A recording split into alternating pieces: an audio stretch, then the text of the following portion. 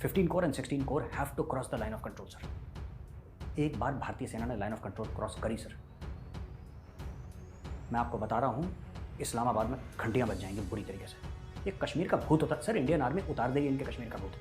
आप सर, आप प्रधानमंत्री हैं इस देश के, और आप सिर्फ प्रधानमंत्री नहीं हैं, सिर्फ प्रधानमंत्री नहीं हैं, आप 130 करोड़ लोगों के लाडले हैं सर। लोग आपको सर पे बैठाते हैं, आप हुक्म तो देके देंगे, you give the order sir. Indian army Pakistani फौज की पीठ की खाल निकाल के सर उसके मोजे और दस्ताने बना देगी। आप एक बार बोलिए इनको। मैं इंडियन आर्मी को, मुझे पता है इनकी क्या कैपेबिलिटी है, अपनी सीमा आ गए सर, ये खड़का देंगे अंदर से खिड़कियाँ इनकी पूरी स्टेबलाइज करने की। पाकिस्तान कभी नहीं सुधरेगा।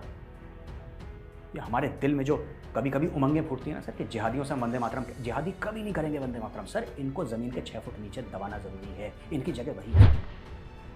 समस्या अगर पाकिस्तान है तो उसका समाधान कश्मीर में कैसे हो सकता है? उसका कोई प्रोटेक्शन नहीं है। वो नमाज पढ़ने गया, उसकी पीठ पे गोली मार दी।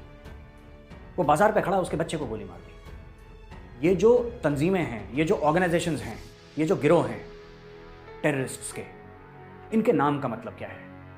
कोई कश्मीर में खुल के ये नहीं बोलेगा कि ये इस्लाम के नाम पे एक बदनुमा दाग है जो इस्लाम का नाम खराब कर रहे हैं। कोई ऐसा नहीं बोलेगा सर, सब चुप बैठे हैं। कि मौत हुई, बुरा लगा, लेकिन एक निहत्थे को गोली मार दी, उसके बच्चे की हत्या कर दी, मगर सिक्योरिटी फोर्सेस बहुत ज़बरदस्त काम कर रही हैं।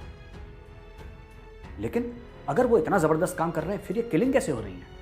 आज प्रधानमंत्री जी, मैं आपको एक बात बताना चाहता हूँ।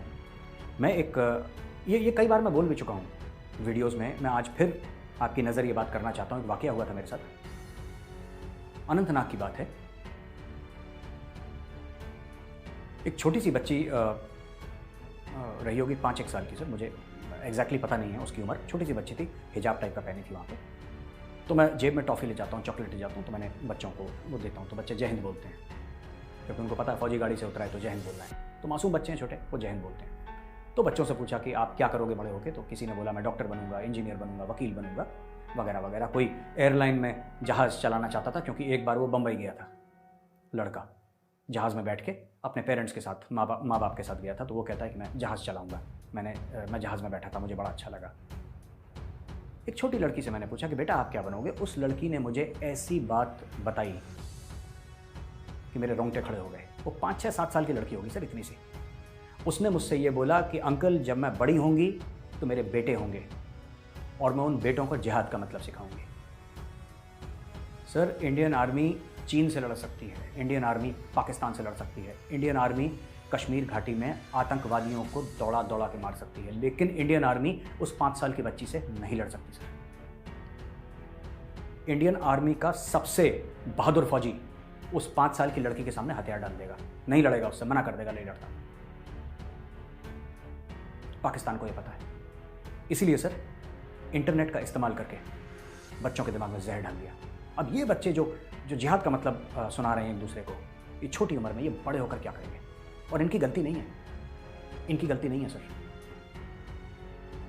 इनकी बिल्कुल भी गलती नहीं। मैं इन बच्चों को गलत मानता ही नहीं हूँ, क्योंकि ये स्कूल जाते हैं तो इनके टीचर ऐसी बातें करते हैं, यूनिवर्सिटी में जाते हैं सर, इनके प्रोफेसर ऐसी बातें करते हैं। 5 साल की जब लड़की जिहाद का मतलब बोलेगी कि जिहाद का मतलब मैं अपने बेटों को बताऊंगी जब मैं बड़ी हो जाऊंगी, तो उससे इंडियन आर्मी क्या लड़ेगी सर? उससे पुलिस क्या लड़ेगी?